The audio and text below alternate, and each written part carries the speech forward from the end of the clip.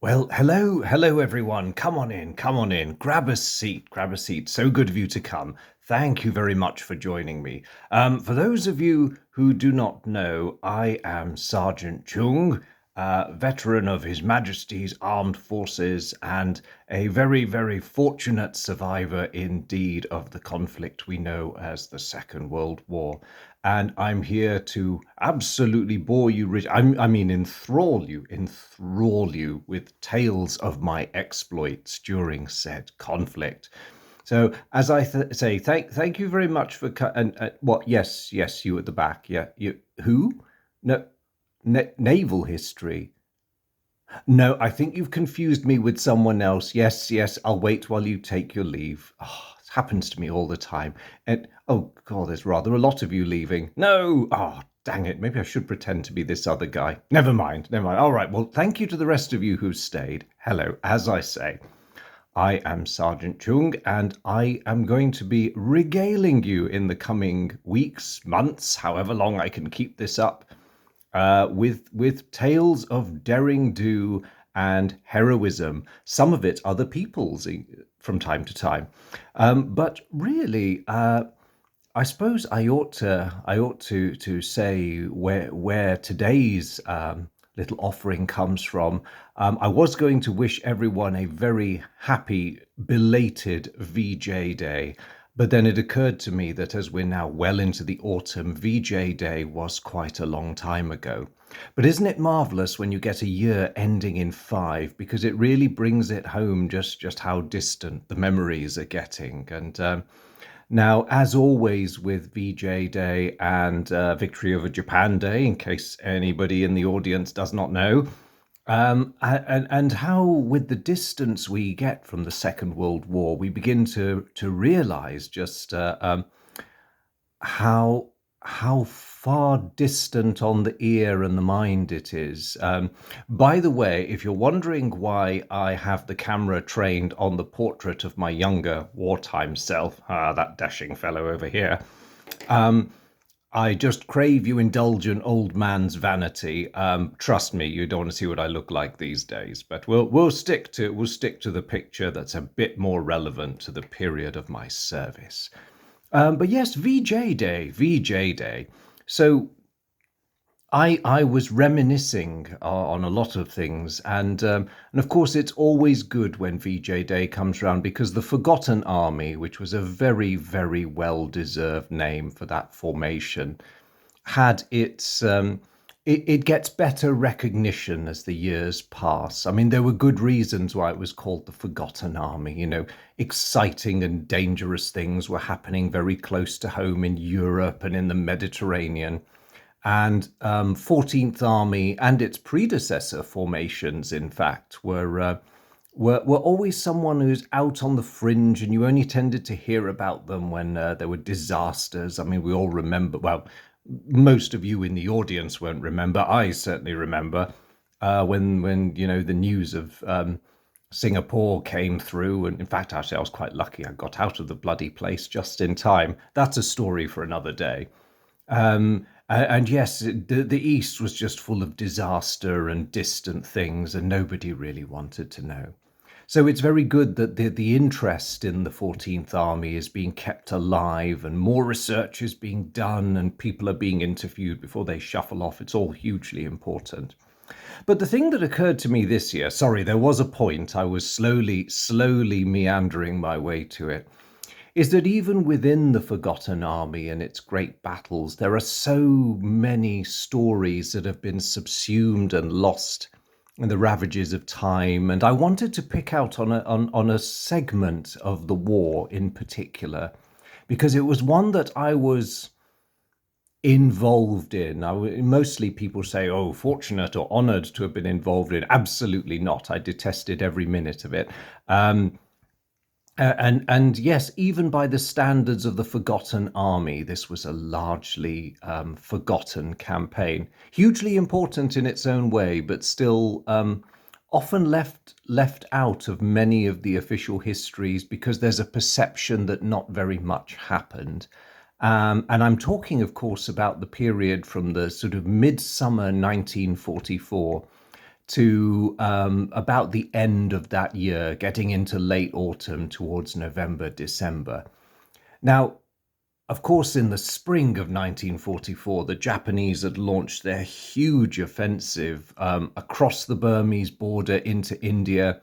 And one of the names people remember from this campaign is, of course, the immortal names of Imphal and Kohima, the two Indian towns around which so much desperate fighting swirled.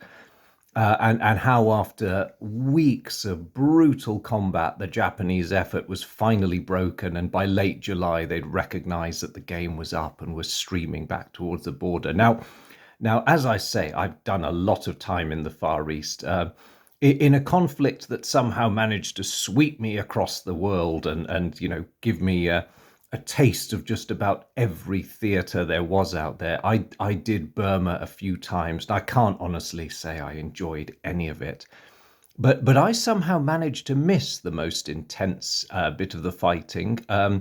So imagine my deep, deep annoyance when in October 1944, I found myself rejoining some units out there as part of the push to drive the retreating Japanese further towards the Burmese frontier.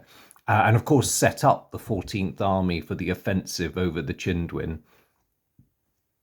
Now, before I get on to that, I suppose you're probably wondering why I'm getting into this without explaining how I dodged the worst of the fighting around Imphal and Kohima. Well, it's quite an interesting story, if you'll indulge me. Um, it all began, as so many of these stories began, with a fairly ordinary day and a fairly ordinary patrol. This was in the spring of 1944. We were well to the south of Imphal and Kohima at the time, but little did we know it. We were right in the path of one of the advancing Japanese columns, and we just so happened to run into one of their outlying patrols. Now, I know all this with the benefit of hindsight, but of course, at the time, it was just a brush with an unusually large number of Japs. And it all became what we British like to refer to as a bit of a mess. So my experience of this was 1 minute moving along a jungle trail with my squad, and then all of a sudden there was shouting and firing and all sorts of madness erupting everywhere. And as so happens so easily in the jungle, you look up once you've found some cover and you realize you haven't the faintest idea where your people are, and they don't know where you are either. So I contented myself with hugging the ground as closely as I could and, occasionally popping up to spray fire in the general direction of where I thought hoped the Japanese were. And this went on for a bit, and suddenly this ominous sound opened up, which I recognized as a nambu. And at that point, I was just considering my options, most of which I must confess were revolving around my self-preservation. It's for the war, you see, for the cause. Someone has to report back, and my forebrain was busy trying to work out the most tactically sensible course of action when my hindbrain, which evidently had my survival as a higher priority, decided to take over. And the end result of this was that I found myself sprinting away from where I thought the sound was coming from, emitting a rather loud screech as I did so. Now, I want to make absolutely clear that this was a well thought out tactical withdrawal, and the noise I was subjecting the enemy to was a ferocious battle cry that conveyed a sure sense of, okay, you may have caught me on the hop this time, Tojo, but just you wait till I come back, I'll sort you out, or something to that effect. Now, I need to pick up on this because for people who do not know, in the heat of battle, a loud, warlike, ferocious scream can often be mistaken for a squeal of abject terror. So it's very important that you all know this, because there may be some people out there who thought that's what I was doing. But I will only say, It all depends on the character of the man who emits the noise, and I shall pass no further comment. Anyway, so I was, excuse me, certainly wasn't doing that. So I was performing this battlefield evolution when all of a sudden I crashed into this blighter and absolutely fell to the ground, arms and legs tangling everywhere, and these thoughts just chased themselves through my mind. Oh God, I'm about to die. It's a Jap. It's all over. I'll never get to do all the things I wanted to do. I'll never get to see England again. I'll never get to marry Betty Grable, or even get to meet her and talk to her, for that matter. But as these things were flashing through my mind, I suddenly realised that the Jap had taken me by the hand and was pumping it warmly, and I thought, what the deuce? And then he proceeded to address me in perfect English, and then the pieces fell into place. Thank God. I wasn't about to have to grapple to the death with some, crazed samurai type. No, I was with a fellow Commonwealth chappie. And it was then that I noticed the captain's rank thingamies on his shoulder, which was an interesting sign. And as he carried on burbling out his thanks, for which I was really bewildered, I didn't know what he was thanking for before, it suddenly occurred to me, as the words began to take shape, as my ear, conveyed them to my slightly shell-shocked brain, that in his tiny little officer's mind, this fellow seemed to have got the impression that I had deliberately darted out in the face of Japanese machine gun fire to bear him to the ground before he could be targeted in this ambush. I mean, who am I to contradict an officer, right? I wasn't about to cast any sort of doubt upon his version of events. He outranked me by quite a few grades. It wouldn't be proper. Not only that, once the firing had died down, and we both, obviously I'd been in theatre a bit longer than him, so I knew full well that if you're lying on the ground and there's shooting everywhere, once it dies down, you wait until you can hear voices. And if the majority of those voices are speaking English, Urdu, Gurkhali, or anything Commonwealth, then you're probably fine. If they're speaking Japanese, don't move or try to escape, one of the two. But anyway, luckily for us, the voices were speaking Gurkhali and English, and we were rescued. And of course, this fellow was terribly grateful. And to boost it, the first soldiers who chanced upon us were not men from my squad. They were complete strangers, but they seemed under the impression that I'd run around waving my arms and hollering to try and draw the Japanese fire away from them. One of them even wide-eyed, claiming it was the bravest thing he'd ever seen.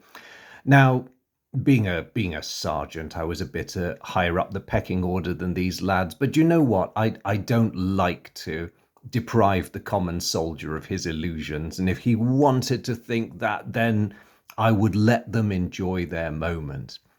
Anyway, where was I going with this? Sorry. Yes, the reason I was taken out of the line, a day or two later, I received orders to go to Dimapur. Dimapur, wonderful place. I'll explain why to those of you who have never heard of Dimapur. It's basically a railhead, major military depot behind the lines. In fact, it was vital during the Imphal and Kohima campaign. But at the time, all I knew that it was a place that offered clean beds, cooked food, water that didn't, that wasn't brown, and that didn't taste like it had mud or dead people in it. It was magnificent, and all the other creature comforts you'd expect if And I was a bit mystified because I didn't recognize the name of the officer who'd signed my transfer. I got there to discover it was this Captain Chappie. Anyway, the Galloping Major, as I gratefully nicknamed him later, decided he wanted me for his Batman, his previous one having been killed in that engagement where we'd met. So sad news for that fellow, but his misfortune was definitely my gain.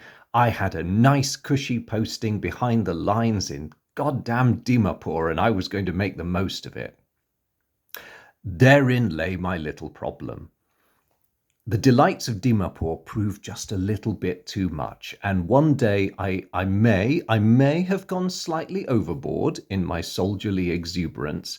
I do think those military police made it sound worse than it actually was, because I was going to give all six of those bottles of whiskey to the captain, honestly. But anyway, be that as it may, I had to spend a night in the cells. And much to my dismay, my new boss, as it were, came to visit me the next morning.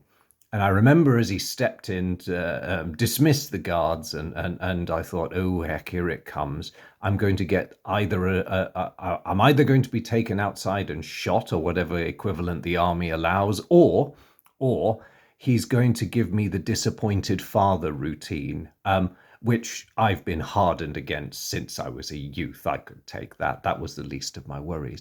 What came out of his mouth was far, far worse than that. He looked at me sadly and said, Sergeant, I owe you an apology. And I was a bit taken aback by this. After all, I was the one who'd been banged up in a cell. Um, so he went on and he said, I've been terribly selfish. I thought what a fine thing it would be to have a fellow like you at my side. And I thought, oh, all right, I can go with this. And he went on. He said, but you know what? I look at this, uncharacteristic breach of discipline. I think uncharacteristic. Yes, yes. Keep talking. And he went on. He said, I can only put it down to one thing, Sergeant. You're bored. A man of your talents and raw courage are wasted here in Dimapur. And I thought, what? And he carried on. This was starting to get quite nightmarish now. It's terribly, terribly unjust of me to take a brave and excellent man like you out of the line when all you want to be doing is getting out there and cracking Tojo's collective heads together, and taking on the whole of taking on the whole of the Japanese White Tigers division yourself. And no, no, no, no. Not that I've vocalized these thoughts, because I could see where this was going now, and this is the result, Sergeant. I should not have put you through this. And not only have I been unfair to you, I've also deprived the king and the empire of one of its greatest soldiers. Now, normally I love it when people talk like this. Whether it's earned or not is another matter, but I like it. On this occasion, I was really not enjoying it, because the end result of this conversation was that I found myself ordered back to the front line. Which brings me back to lovely, lovely Eastern India. So just to give you all a change of scenery from looking at my handsome visage over there, I apologize for the sheer crowding of this map, but while I had been busy fighting the good fight down in Dimapur, very, very significant things happened. Oh, look, there's Dimapur. Hey, excellent place. You can see how close it is to Imphal and Kohima, and therefore is quite a major spot. Now, apologies for the post-war map with all the, what do the youth call it these days? Foreshadowing. Foreshadowing, that's it, yes. Anyway, so I found myself leaving this little box of delights and heading back in this direction. This was October, as I said earlier, so most of the heavy fighting around those two key towns had pretty much died down, and the remnants of the Japanese army were falling back in disarray, trying to make it back into Burma. My problem was that everyone from General Slim downwards thought it would be a really good idea if we harried this retreating army and did it as much damage as possible. Now, this map, crowded though it is, makes all these places look rather small and within easy traversing distance of each other. Nothing could be further from the truth. I know from bitter experience that the India-Burmese border is one of the most nightmarish places on the planet. And when you're an ordinary infantry foot slogger, the last thing you want to be doing is going anywhere from here. Now, in about August, Slim had issued the first of his plans for what what would be the last big offensive later on. Now, of course, we us worker drones didn't know this at the time. We only knew how it was going to affect us directly, and I'll move on to that now. Now, I had mentioned before I started on this long meander, thank you all for bearing with me, that even by the standards of the forgotten army, you get a fair few battles that are forgotten themselves. So we have the original battlefield at the height of the Japanese offensive. There's Kohima and there is Imphal. Now, once the Japanese attacks were shattered, their columns largely streamed back in a roughly easterly direction, really just trying to reach the safety of the rivers, primarily the Chindwin in this case, and to get themselves out of the hideous mountainous terrain. And I call it mountainous, maybe I'm exaggerating, but trust me, when you have to slog your way over that, it's really, you could easily mistake it. And our job, exhausted though our lads were after the triumph at Imphal, and admittedly somewhat better fed than the Japanese, who'd had an absolutely shambolic supply situation, our job was to keep a metaphorical sword in their backs as they struggled their way back to the frontier. And this whole area here between the two towns and the border were the scenes of innumerable actions on a very small scale, sometimes on a fairly grand one, but there were plenty of squad level actions, largely forgotten now, I'm sorry to say, except in maybe the odd regimental history or places like that.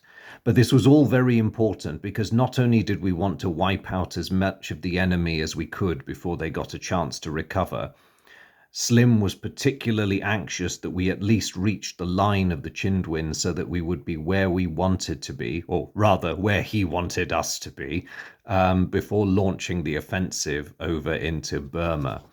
And as you can see, it makes sense because trying to do logistics in a place like this is an absolute pain in the backside.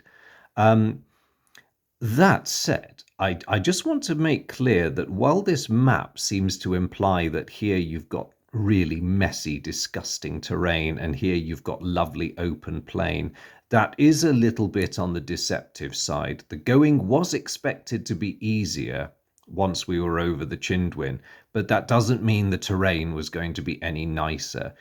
This is in that part of the world where lots and lots of jungle predominates, and wherever you go, you will encounter some really grim stuff. I just want to give you some idea of what we were up against, because I tagged along with some reinforcements from the East African division. Now, of course, they were fine chaps. I'd met the East Africans before this. Really, really brilliant soldiers. There's some of them here.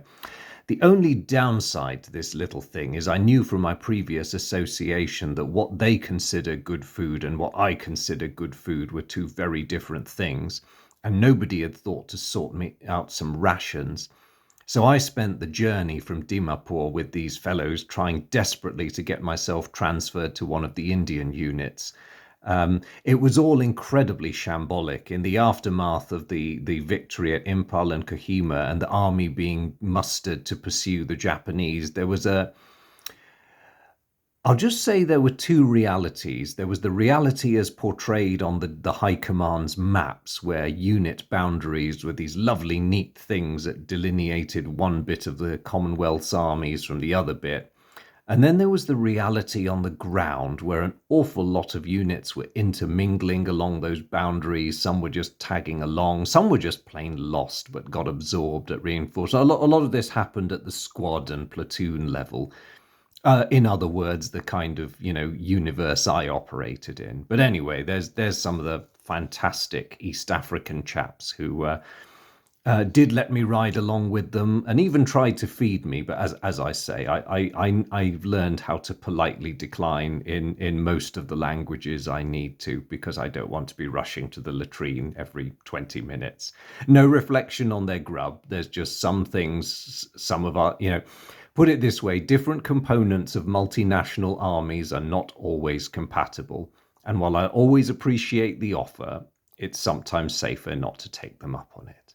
Anywho, It was probably just as well that I ended up sticking with them the entire route to our deployment zone in near the town of Palel. And I'll show you where that is on the map, because to be honest, at the time I didn't have the faintest clue. There's Palel down there, and our job was to advance towards Tamu and the Sitong. Now, the reason I say I'm lucky, despite my best efforts to get in with the Indians instead, better food, you see. I quite like curry. I really love curry. Anyway, they were advancing along a horrendous bit of land, whereas we had more of a plain to work with, which meant the terrain and the going was a lot easier.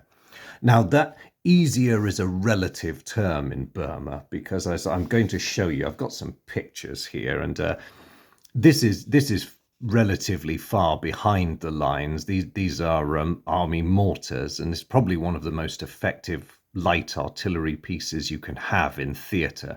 Because look at this. This is regarded as a fairly clear area, but look at all that foliage in the background. That, boys and girls, is Burma and India at its, I won't say at its very worst, because there is worse out there.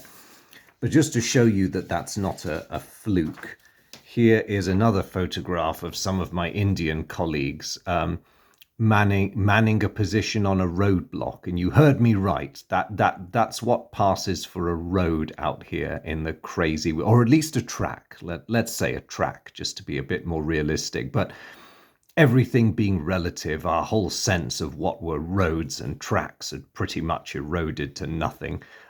Bit like the roads themselves, actually. Now, our advance down from Palel towards the Chindwin at least went over an existing road, which was something. Thank God for that.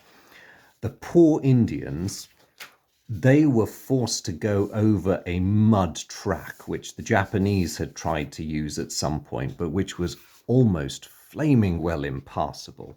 And I'm not kidding about this. It was absolutely horrific.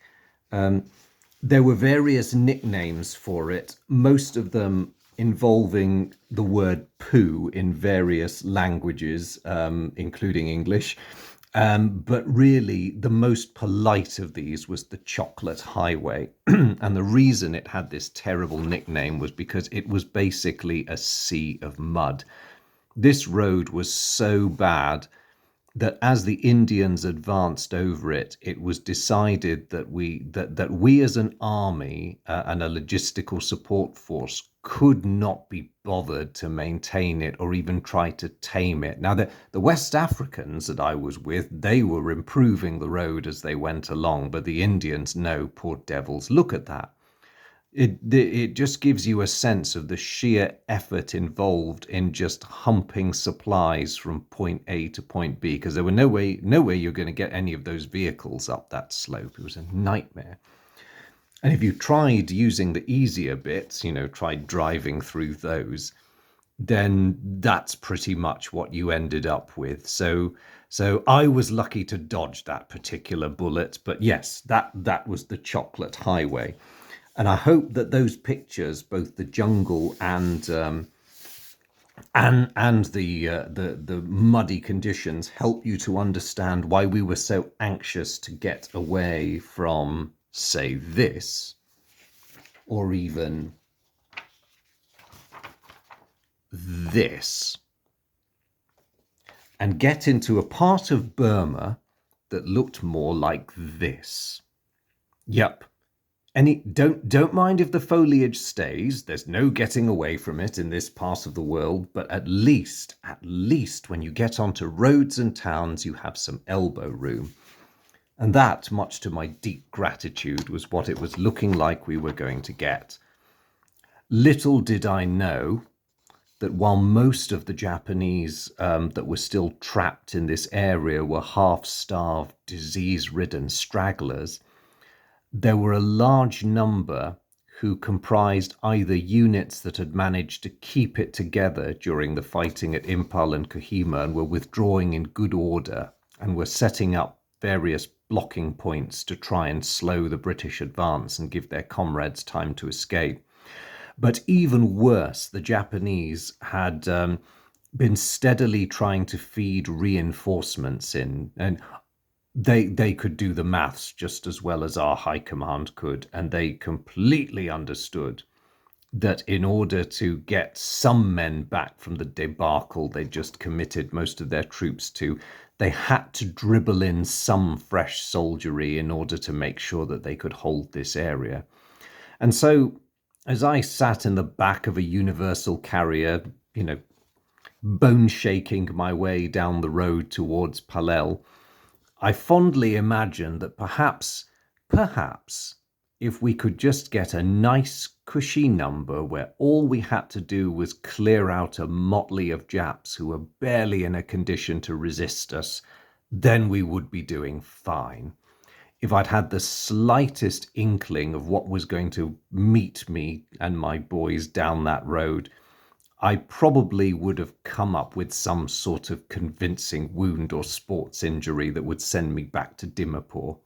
But then again, wise after the event, as they say, it within hours I would have to be putting on my big boy pants and facing the enemy once more.